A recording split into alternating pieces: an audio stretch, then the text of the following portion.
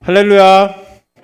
네, 오늘 이 금요 성령 집회 함께 하신 성도님들을 주님의 이름으로 사랑하고 축복합니다. 우리 양옆에 앞뒤 앉으신 성도님들께 인사해 주실게요. 사랑합니다. 축복합니다. 네. 예. 오늘 이 귀한 우리 교회 이름이 또 너무 좋은 것 같아요. 주 안에 있는 교회. 예. 정말 주 안에 있는 여러분들의 모습에 한 분 한 분의 예수님의 모습이 보이는 것 같습니다. 예. 또 이 귀한 강단에 서게 해주신 우리 정한용 목사님과 또 주 안에 있는 교회의 성도님들께 진심으로 감사합니다. 예. 우리 정한용 목사님은 제가 성남의 선한목자교회에 사역했을 때 저의 이 귀한 영적 멘토 같은 목사님이셨어요. 예. 저에게 늘 많은 행복을 주셨었고 또 참 저와 있으면서 많은 좋은 추억이 있었습니다. 오늘 이 강단에서 이렇게 말씀을 허락하게 해주셔서 너무나도 감사드립니다. 지난 12월 22일에 우리 주 안에 있는 교회의 우리 부목사님과 성도님들이 우리 교회에 오셔서 성탄절에 맞춰서 또 성탄 초청잔치를 해주셨어요. 그때 방문하셔서 정말 맛있는 또 간식, 닭강정이랑 오뎅꼬치랑 이렇게 섬겨주시고, 정말 본인들은 이렇게 앉아서 안 드시고 우리 형제들에게 먹여주시느라고 참 너무 큰 감동이 있었습니다. 그리고 형제들이 아직까지도 저를 만날 때마다 그때 얘기를 하고는 해요. 정말 하나님이 허락하신 너무나도 귀한 시간이었습니다. 저는 현재 경기도 파주에 있는 1군단 소속의 2기갑여단 6전차대대의 엘리사 교회라는 조그만 교회에서 목회를 하고 있습니다. 저는 사실 온 지가 그렇게 많이 되진 않았어요. 작년에 이제 구정 연휴가 지나고 2024년 2월 18일 주일에 첫 부임을 하게 되었습니다. 원래는 경기도 성남에 있었던 선한목자교회에서 이제 수련목을 하다가 그리고 목사 안수를 받을 때쯤에 생각지도 못하게 제가 이렇게 꿈꿨던 것도 아니고 하나님의 우연찮은 부르심으로 군선교를 시작하게 되었습니다. 그리고 어느 정도 시간이 지났는데 지금 벌써 군선교를 한 지 8년이나 된 것 같습니다. 그리고 충북 영동의 8탄약창이라는 교회에서 5년 정도 목회를 했었고, 그리고 서울의 육군사관학교 육사교회에서 1년 한 8개월 그 정도의 시간 정도 목회를 했었고요. 그리고 이번에 6전차대들이 왔고 어느덧 1년이 다 되어가고 있습니다. 군대에서 목회를 하시는 목사님들에 대해서 먼저 말씀을 좀 드려야 될 것 같아요. 이제 군사역이 조금 생소한 분들이 많아서 군대에서 목회를 하시는 목사님들은 크게 군종 목사와 그리고 군 선교사로 나눌 수 있습니다. 군종 목사님들은 일반 대학의 이 학사장교 있잖아요. ROTC처럼 신학대학교 1학년을 마치고 시험을 봅니다. 군종장교 시험을 보게 되고 거기에 붙게 되면은 훈련을 받고 보통 중위나 대위부터 시작을 합니다. 그래서 군종 목사님들은 목회자이긴 하지만 또한 군인의 신분이기도 하죠. 장교의 신분입니다. 그리고 이분들은 군인 신분이기에 또 나라에서 월급도 나오십니다. 그리고 해외 파송 선교사님처럼 이제 민간 교회에서 일반 교회에서 파송한 저 같은 군선교사들이 있습니다. 군선교사가 되려면은 군선교 교육원이라는 곳에서 한 5달 정도 훈련을 받아야 되고요. 이분들은 파송교회나 아니면 개인적인 민간교회에서의 후원, 그것도 힘드시면은 많은 분들이 자비량으로 또 목회를 하시는 분들도 많이 계십니다.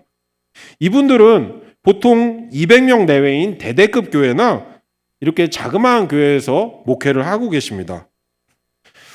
저도 전혀 예상치 못했는데 이 군선교를 하게 되었습니다. 그런데 저는 8년 동안 군선교를 하며 정말 너무나도 많은 하나님의 축복을 경험하였습니다. 특별히 그동안 하나님께 받았던 마음이 있었다면은 저는 이 찬양의 가사에 모두 다 포함이 되어 있는 것 같습니다. 이 가사 한번 방송실에 띄워주실 수 있을까요? 여러분 혹시 이 찬양 아시나요? 제가 부르진 않겠습니다. 근데 가사가 너무 인상적이에요.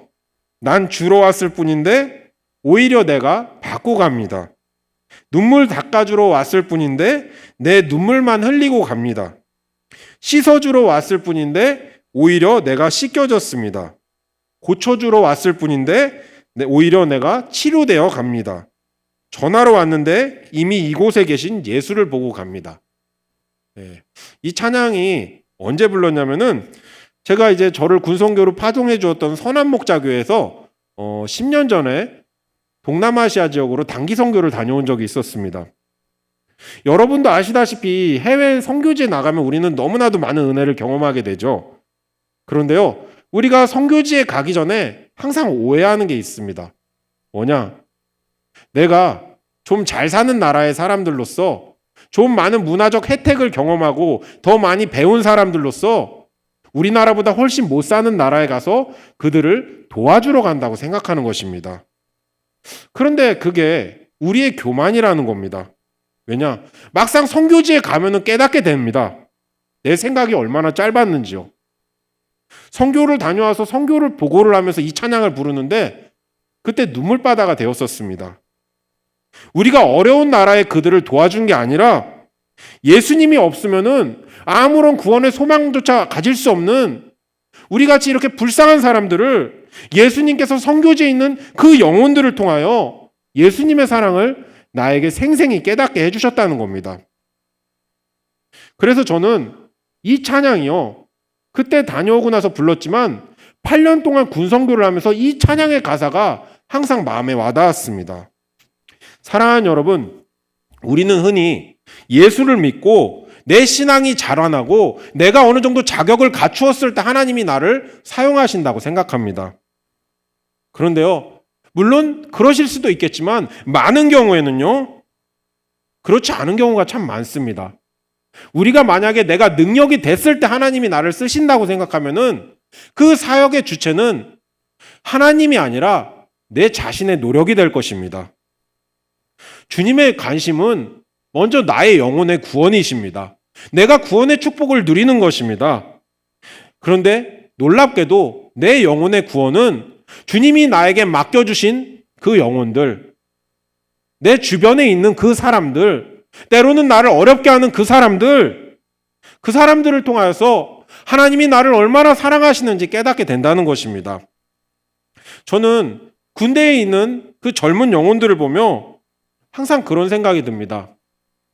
그 한참 어린 청년들, 제 조카뻘 되는 그 청년들, 어쩌면 인생에서 가장 혼탁하고 복잡한 시기, 답답한 시기, 그러한 시기를 보내고 있는 그 청년들이 하나님의 말씀을 듣고 교회에 오고 주의 사랑을 경험하고 회복되는 모습을 보면서 주님이 저들을 살리기 전에 이 최희용 목사라는 한 사람의 영혼을 살리시기 위해서 그들을 저에게 붙여주셨구나. 오히려 그들을 통하여 제가 예수님을 보게 하셨구나. 그 사실을 날마다 깨닫게 하십니다. 그래서 저는 토요일이나 주일에 형제들을 만나고 말씀을 전하고 그들과 교제하며 제 마음이 얼마나 치유와 회복을 경험하는지 모릅니다. 이렇게 은혜가 가득한 우리 엘리사교회, 이 엘리사교회를 먼저 간단히 소개를 해드리겠습니다. 우리 방송실 PPT 저번에 오셔서 아시죠? 교회 전경 사진입니다. 다음 장 부탁드립니다. 네, 그렇습니다. 우리 교회의 인원입니다. 인원이 현재 부대 인원이 현재 간부가 120명 정도 되고 용사가 100명이라고 했는데 현재 100명이 채 되지 않는 걸로 알고 있습니다. 그리고 교회 재적 인원은 한 40명 됩니다. 네, 넘겨주세요. 네, 저희 교회는요, 제가 군 목회를 하면서 항상 생각하는 게 있는데, 군 목회가 이제 군 복무 기간이 18개월, 그러니까 채 2년이 되지 않습니다. 요즘엔. 그러다 보니까 군교회가 이렇게 행사 위주로 치중할 때가 많습니다. 그러다 보니까 형제들이 말씀에 깊이가 없는 경우가 참 많아요. 그래서 하나님께서 저에게 주셨던 마음은 주님의 말씀을 뚜렷하게 그들의 가슴 속에 남겨라는 마음을 주셨습니다. 그래서 주보 디자인에서부터 모든 거에 이르기까지 오직 하나님의 말씀이 예배의 주인공이 되게 하려고 노력하고 있습니다. 그래서 주일 예배 주보에도요, 그날 말씀에 대해서 실게 되고요. 다음 장 넘겨주실게요. 그리고 지금은 이제 PPT 설교를 하느라고 이걸 잘 못 만드는데 아마 저희 교회에 와보셨던 분들은 아실 것입니다. PPT가 잘 안 되었던 시절에는 설교 요약본을 만들어서 이렇게 형제들에게 다 나누어 주었었습니다. 그리고 다음 장이요. 또 주일 예배 말씀을 기억하며 전도로 물품을 만들고 전도를 많이 하였습니다. 요즘에는 또 저렇게 전도를 안 하고 있어요. 다음 장 넘겨주세요. 그리고 매일 카톡방을 단체 카톡방을 만들어서 말씀을 매일 올려주고 있습니다. 항상 말씀의 흐름이 끊기지 않게 합니다. 그리고 다음 장, 토요 성경 공부를 또 1시 매주 토요일 1시 반에 하고 있고요. 그 다음에 이제 다음 장, 형제들을 또 이렇게 일일이 또 챙겨주고 만나는 시간, 새가족, 진급자, 전역자 축하의 시간을 또 가지고요. 다음 장이요. 저희 교회의 하이라이트입니다. 저희 교회 오신 분들은 아시겠지만 교회 옆에 어떤 게 있었죠? 예쁜 카페가 있었죠. 그렇습니다.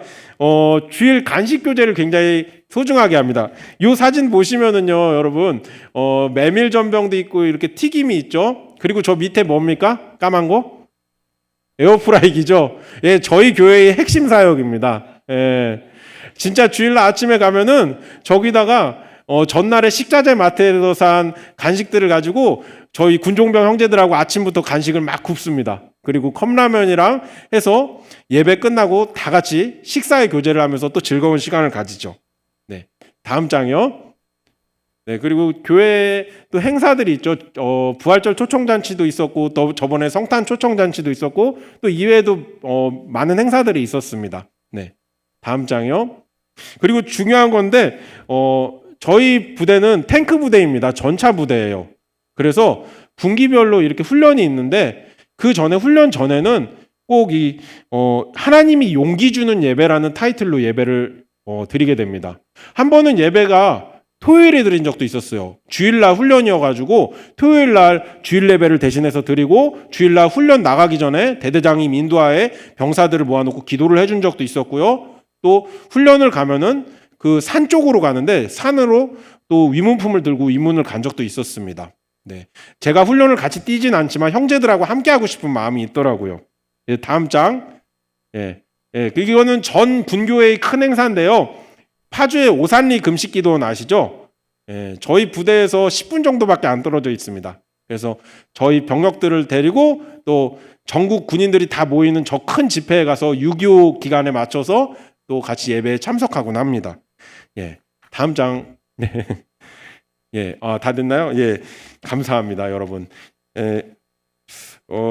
제가 간단히 저희 교회 소개를 해드렸는데요.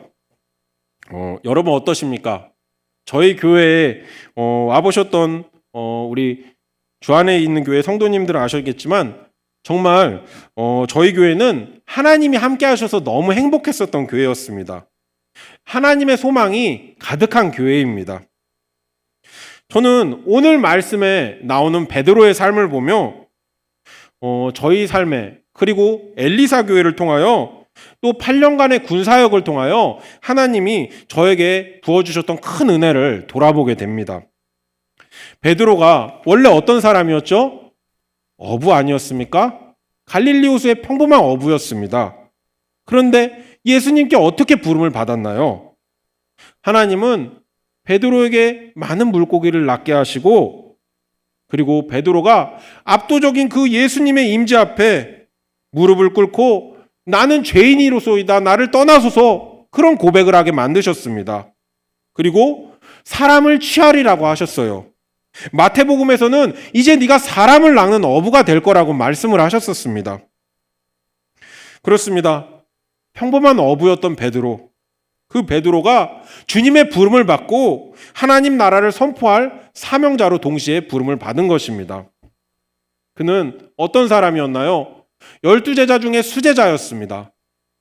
그런데 이 사람이 다른 사람들은 다 배신하더라도 다른 제자들은 다 배신하더라도 자신은 결코 예수님을 떠나지 않겠다며 그렇게 호언장담했던 사람이었습니다. 그러니까 예수님이 뭐라고 하셨죠?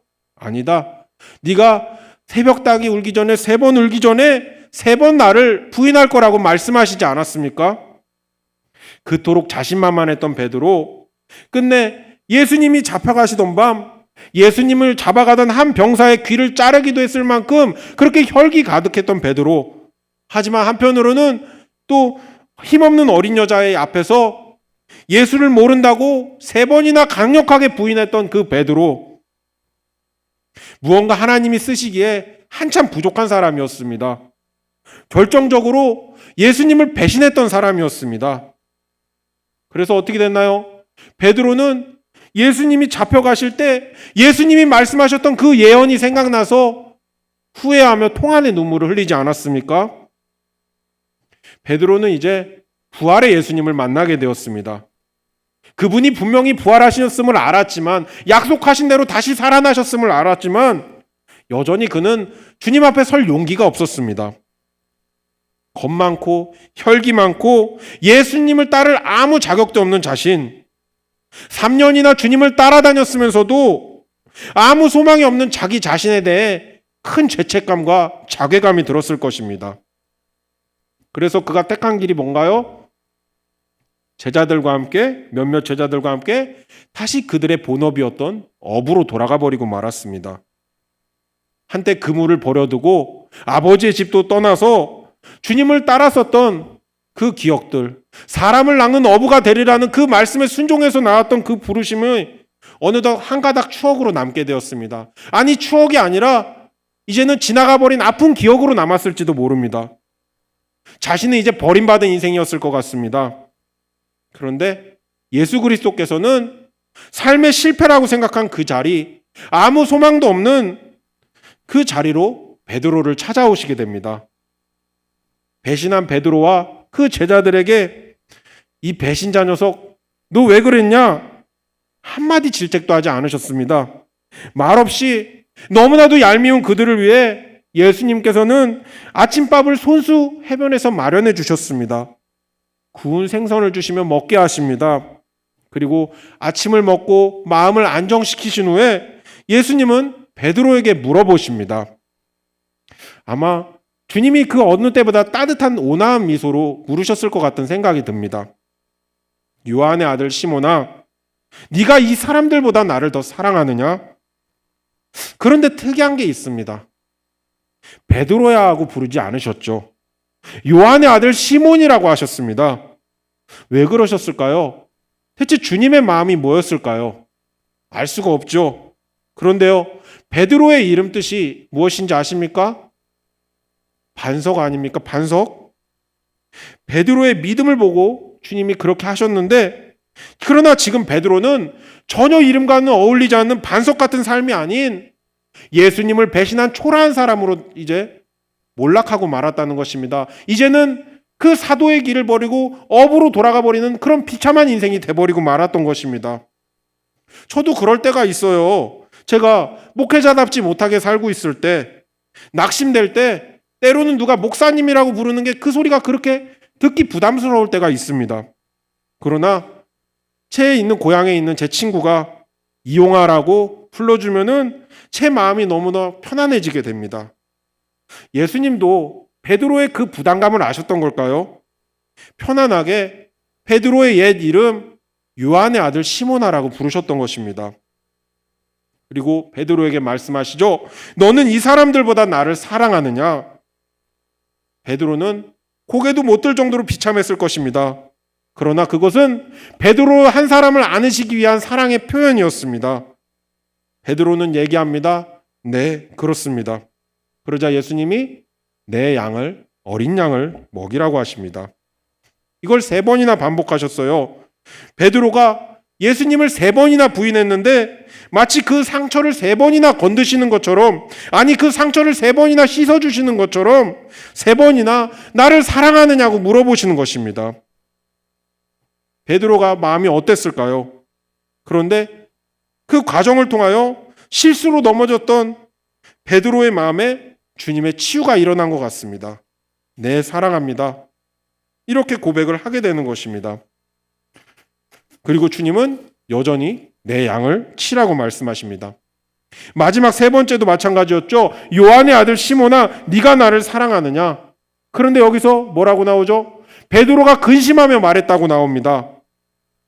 아마 베드로의 마음이 이렇지 않았을까요? 주님 뭘 아시는데 자꾸 물어보십니까?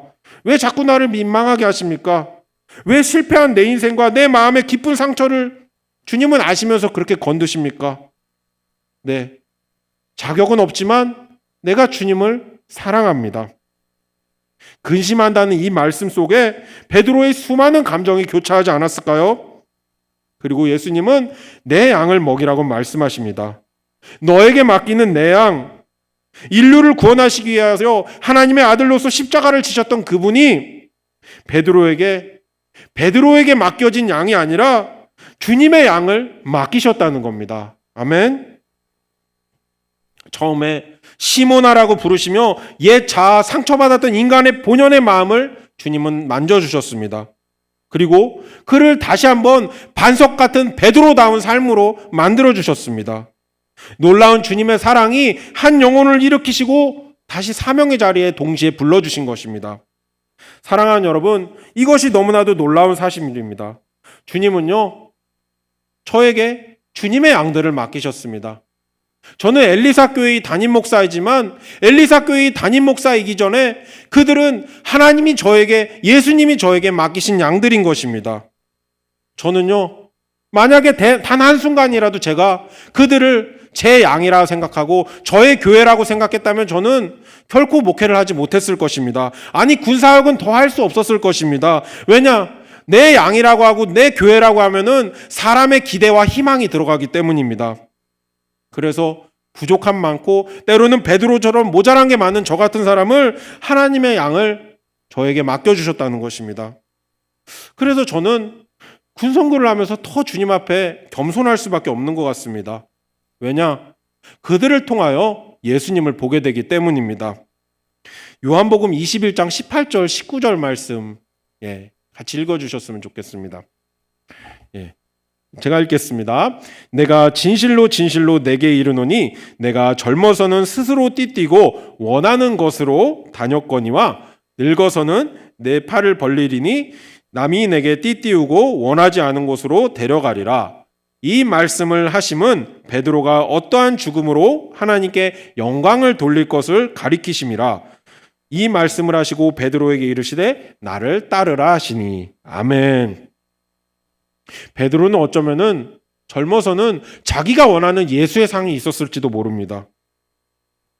그는 예수님이 십자가의 고난을 말씀하셨을 때 어떻게 했습니까? 주님 그러지 마세요 하고 부르짖지 않았습니까? 주님 그러지 마세요 하고 예수님께 화를 내지 않았습니까? 그러니까 예수님이 뭐라고 하셨죠? 사탄아 니디로 물러가라고 하시지 않았습니까? 베드로가 그때 당시 생각했던 예수님은 딱 그 정도였던 것입니다. 유대인들이 바라는 메시아상처럼 언젠가는 이 이스라엘이 회복되었을 때, 로마의 압제로부터 회복되었을 때 그 메시아가 오셔서 왕이 되시고 자기를 개국공신의 자리에 앉혀주는 것, 왕의 옆자리에 앉혀주는 것, 어쩌면은 베드로에게 그런 사사로운 마음이 있었을 수도 있습니다. 한 자리를 차고지하고 싶었던 그런 마음이 있었을 수도 있습니다. 하지만 부활의 예수님, 자신을 끝까지 사랑하신 예수님을 만나며 베드로의 마음은 완전히 뒤집혀진 것입니다. 그는 더 이상 자신이 원하는 그 띠를 띠고 다니는 인생이 된 것이 아니었습니다. 이제는 남이 내게 띠 띠우고 주님이 가라고 하시는 그곳으로 가는 진짜 사명자, 진짜 베드로답게 거듭나게 되었습니다. 사람을 낚는 첫 부르심의 그 어부의 사명, 사람을 낚는 어부가 되라는 그 사명의 자리로 온전히 주님이 회복시켜 주신 것입니다. 베드로의 죽음도 그러했습니다. 그는 한때 예수님을 배신했던 자신이 주님과 똑같이 십자가를 질 자격이 없다며 전승에 의하면은 십자가에 거꾸로 매달려 순교했다고 합니다. 저의 바람도 그런 것 같습니다. 저는 마음에는 늘 일평생 주의 영광을 위하여 달려가고 싶습니다. 하지만 정작 주님이 지신 그 십자가는 너무나도 두려울 때가 많았음을 고백합니다. 제 바람과 제 마음에 깊은 이 본성은 전혀 따로 놀 때가 너무나도 많았음을 고백합니다. 저는 제 외모를 보면 아시겠지만 좀 게으르고 편안하고 안정적인 거 좋아하는 사람입니다. 제가 싫어하는 두 단어가 변화입니다. 저는 변화를 그렇게 좋아하지 않습니다. 그냥 어제 하던 일, 지난주에 하던 일, 오늘 하는 게 좋습니다. 새롭게 막 세팅하고 이런 거 싫어합니다.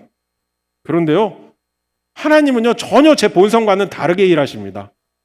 하나님은 저에게 그런 편안한 삶, 안락한 삶, 변하기 싫어하는 삶을 원하지 않으셨습니다. 그리고 베드로처럼 다시 그 어부의 자리에서 돌아와서 정말 사람을 낚는 어부의 사명자의 자리로 저를 만들어가고 계심이 느껴집니다. 저를 위하여 달리신 십자가가 날마다 생각나게 하십니다. 사실 군선교 열악한 게 많습니다. 편한 자리가 아닐 수도 있습니다. 제가 혼자 많은 일을 해야 될 수도 있습니다. 아무도 알아주지 않을 수도 있습니다.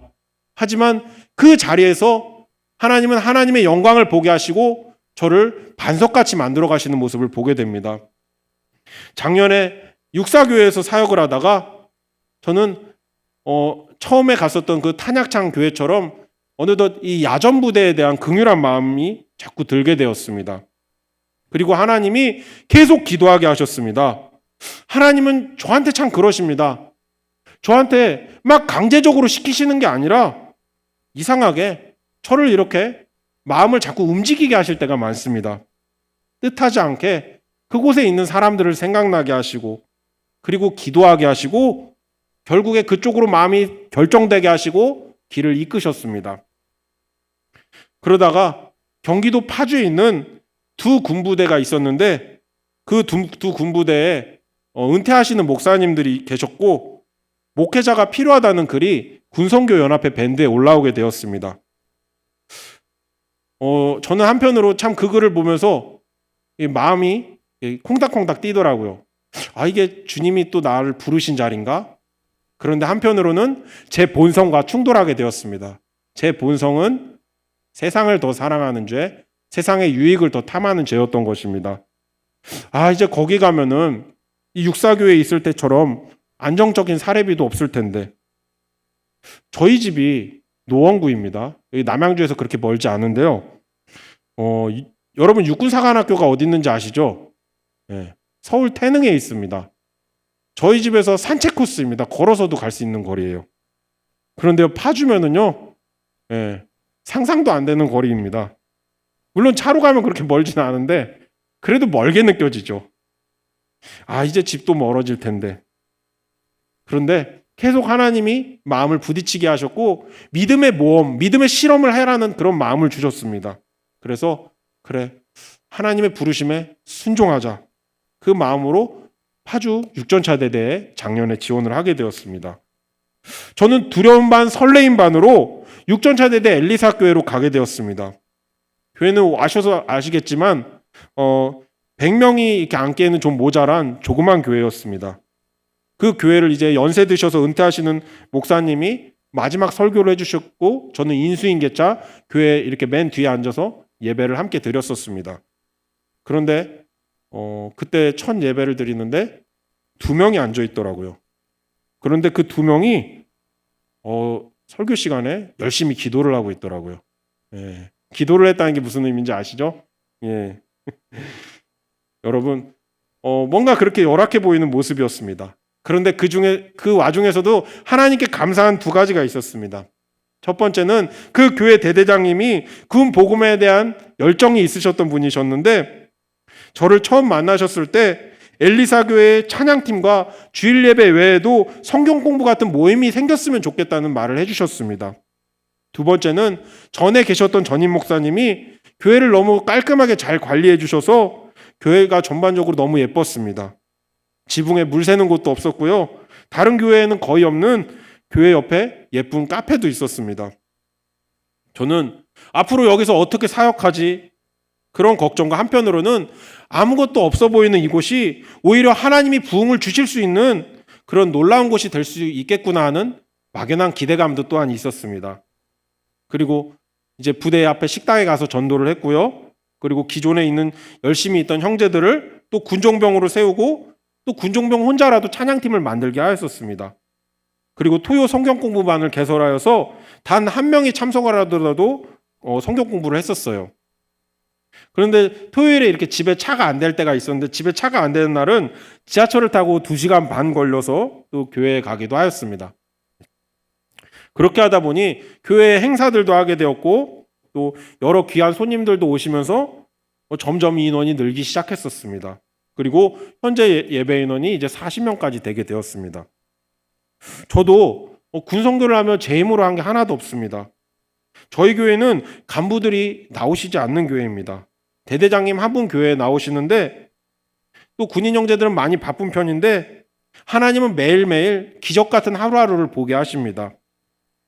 형제들은 정말 예배 자체를 기뻐하고 교회 리더 형제들은 아무 대가 없이 목사님과 교회를 정성껏 섬겨줍니다. 예배 후 간식 교제 때는 간식을 먹고 모두 팔을 걷어붙이고 설거지를 하고 뒷정리를 하고 쓰레기까지 깔끔하게 다 치웁니다.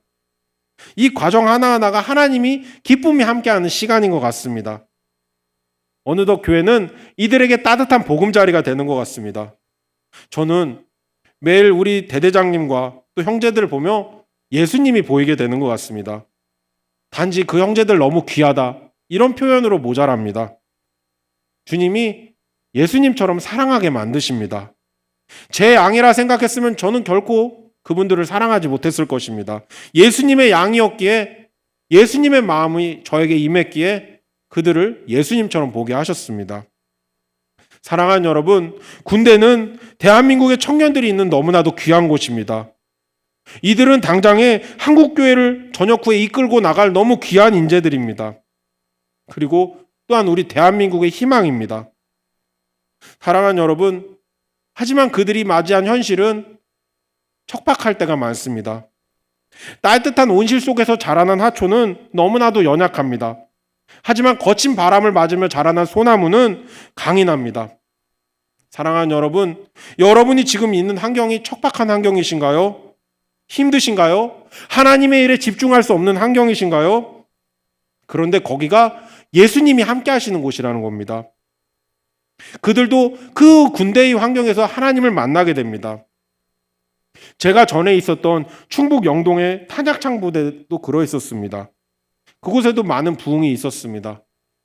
연초에 13명이었던 인원이 1년이 지나고 지금보다 더 잘 부흥을 했었어요. 100명 정도까지 부흥을 했었는데, 그런데 제가 아직도 기억나는 일이 있습니다.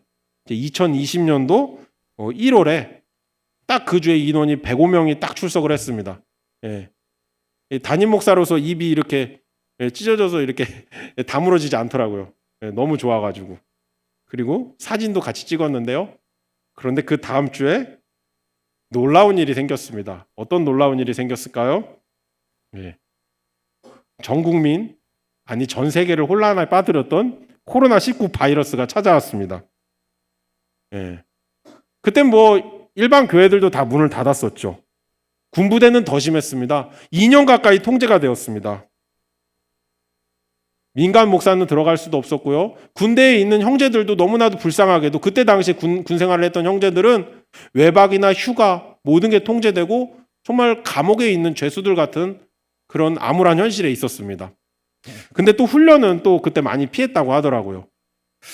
그런데 그때 2021년 10월부터인가 교회 예배는 할 수 있었는데 민간 목사인 저는 또 부대에 들어오지 못하게 했습니다. 그래서 저희 교회에 그때 중대장이 다녔는데 중대장한테 이제 예배의 자료를 주고 그 중대장 인도하에 예배를 드리게 했었습니다. 또 사회적 거리두기라고 해서 이렇게 한 의자에 이렇게 뚝뚝 한 명씩 이렇게 1m 이상 떨어져서 앉게 하고요.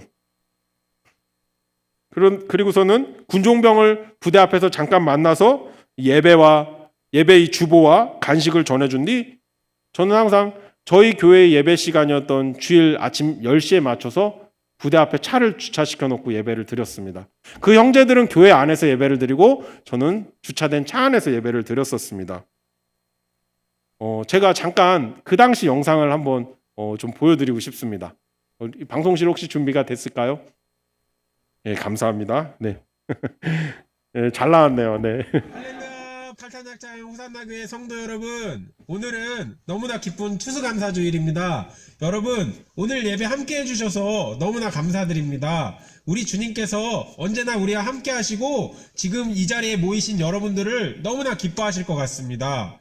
오늘도 너무 안타깝게도 제가 예배에 함께하지 못했습니다. 하지만 여러분, 주님이 뜻하신 그때 우리가 함께 모여 예배할 수 있을 것 같습니다. 제가 오늘도 부대 앞에 차를 주차시켜 놓고 여러분들과 같이 예배를 드렸습니다. 여러분, 감사는요, 우리 눈앞에 어떠한 좋은 일이 펼쳐져서 감사할 수도 있겠지만 하나님이 우리와 함께 동행하심, 그 자체가 감사인 줄 믿습니다. 오늘도 여러분 안에 주님의 감사와 기쁨의 은혜가 충만히 넘치시기를 주님의 이름으로 축원드립니다. 여러분, 예수님과 함께하면 반드시 승리합니다. 할렐루야, 주님 만세. 네. 예. 저기 참 영상을 참 밝게 찍었는데, 예, 사실 현실은 굉장히 암울한 현실이었죠. 예. 코로나로 막혀 있는 시간 동안 많은 영혼들이 또 교회를 떠났었고, 또 얼굴도 보지 못한 채 제대를 했었습니다. 예. 그런데 그 시간 가운데서도 하나님은 해결책을 이렇게 알려주셨습니다. 어떻게 형제들과 접촉할 수 있는지. 너는 지금 몸은 비록 그들과 만나지 못하지만 하나님의 말씀은 늘 진리가 흐르고 있고 너는 그 말씀만 따라가면은 그 형제들과 영원히 만날 수 있다. 영원히 그 형제들에게 하나님의 생명을 부어줄 수 있다. 그런 마음을 주셨었습니다. 사랑하는 여러분, 그렇습니다. 지금도 마찬가지입니다. 군대는요, 변수가 참 많습니다. 나라 안에 어떤 일이 생기면은 바로 영향을 받는 곳이 군대입니다. 지난번에 북한 오물풍선 사건 때도 교회가 몇 달 전에 문을 닫았던 일도 있었습니다. 또 우리 주 안에 있는 교회 성도님들이 방문하셨을 때도 못 올 뻔하였었습니다. 예. 그때 부대가 굉장히 또 어려울 수 있었던 상황이었지만 정말 하나님의 은혜로 또 우리를 또 만나게 하셨었습니다. 어떤 때는 이럴 때도 있었습니다. 주일 아침에 이제 차에다 간식을 다 싣고 차에 시동을 걸었는데 부대에서 부대에서 오지 말라고 전화를 온 적도 있었습니다. 그럴 땐 얼마나 허무하던지요. 또 눈이 폭설이 내리면 제설 작업을 하느라고 또 예배 오는 인원이 확 줄어들 때가 있습니다. 가면서도 얼마나 많이 기도를 하는지 몰라요.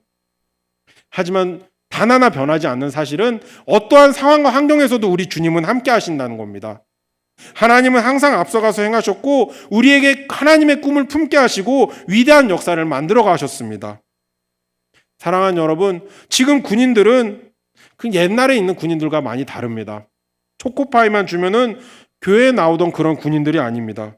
먹을 것도 잘 먹고 있고요. 월급도 많이 받습니다. 스마트폰도 자유롭게 사용할 수 있습니다.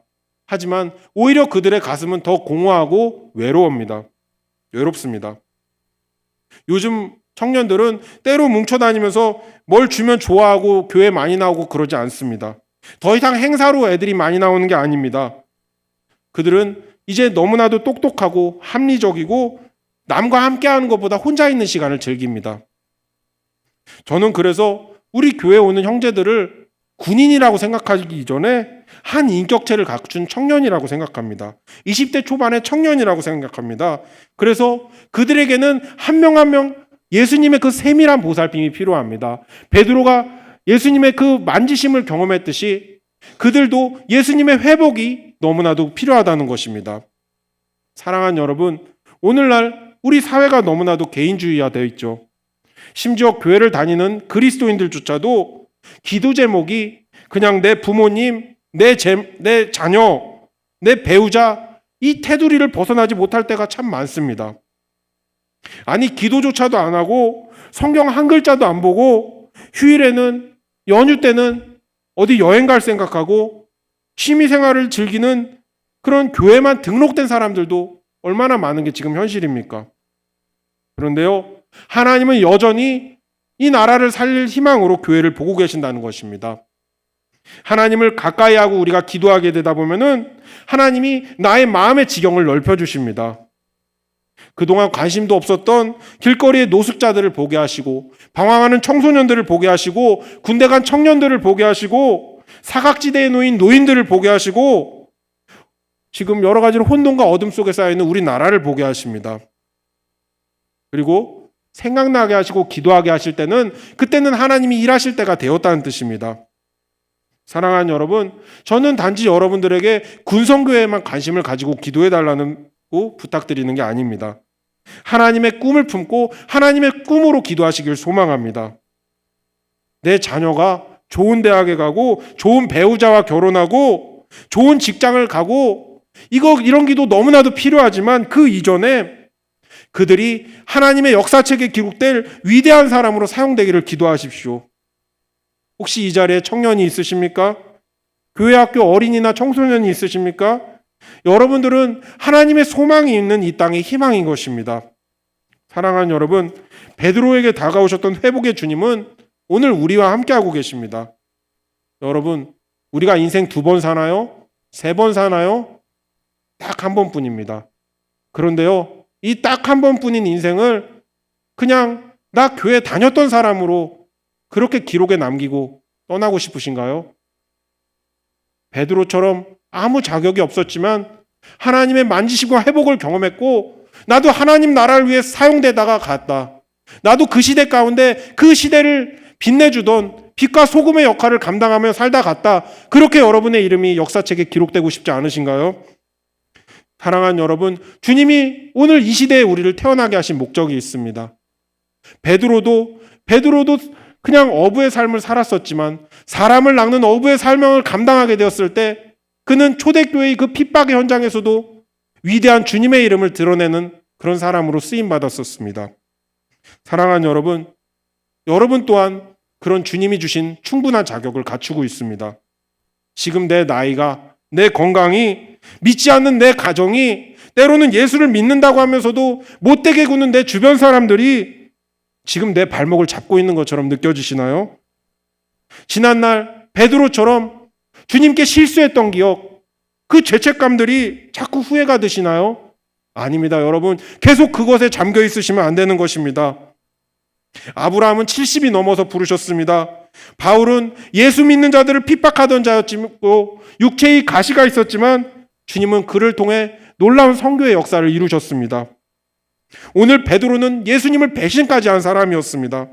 그러나 주님은 모든 그 악조건의 허물들을 덮으시고 하나님의 사명을 위해서 그들을 사용하셨습니다. 사랑하는 여러분, 말씀을 마무리하면서 여기 계신 분들 한 분도 빠짐없이 하나님의 소망을 품고 계신 분들임을 기억하시기를 소망합니다. 여러분, 지금 시대가 많이 어렵죠? 나라를 생각하면 눈물이 나오죠? 그것은 바로 우리 기도하는 사람들을 통하여 하실 일이 있다는 것입니다. 제가 오늘 군성교에 대해서 말씀을 드렸지만 이 여러분들이 섬겨주는 이 군인 영혼들, 이 섬겨주는 이 엘리사 교회, 여러분, 하나님은 너무나도 귀하게 보실 것입니다. 하나님은 그 여러분들의 섬김과 그 사랑을 통하여서 여러분들의 삶과 여러분들의 가정에 놀라운 기적을 행하실 것입니다. 사랑하는 여러분, 다음 세대를 살리고 이 나라를 살릴 위대한 사명이 여러분들에게 있습니다. 특별히 주 안에 있는 이 교회에서 신앙생활 잘하시고 또 목사님께 또 하나님의 말씀에 순종하면서 더 나은, 더 복된 하나님의 사명을 능히 감당하시기를 주님의 이름으로 축원드립니다. 아멘. 제가 매주 주일 아침마다 차 안에서 운전하고 가면서 들으면서 가는 찬양이 있습니다. 저는 이 찬양을 꼭 들으면서 가야지 제 마음에 부르심에 대한 확신이 들게 되는 것 같습니다. 그리고 제 마음이 성령 충만해지는 것 같습니다. 바로 하나님의 부르심이라는 찬양인데요. 이 찬양을 들으면서 주일 아침에 가면은 마치 초등학교 때 소풍날 그 설렜던 마음처럼 마음이 막 설레오기 시작합니다. 오늘도 우리 형제들을 만나서 하나님 말씀을 전하고 그들이 행복해하는 모습을 보고 또 그들과 또 맛있는 간식 교제도 하고 이런 마음의 소망이 생기게 되고 또 그 자리로 달려가게 되는 것 같습니다. 오늘 하나님의 부르심이라는 찬양을 부르면서 여러분 가슴 안에 하나님이 주신 그 사명의 자리, 귀한 그 축복의 자리를 누리시기를 주님의 이름으로 축원드립니다. 아멘.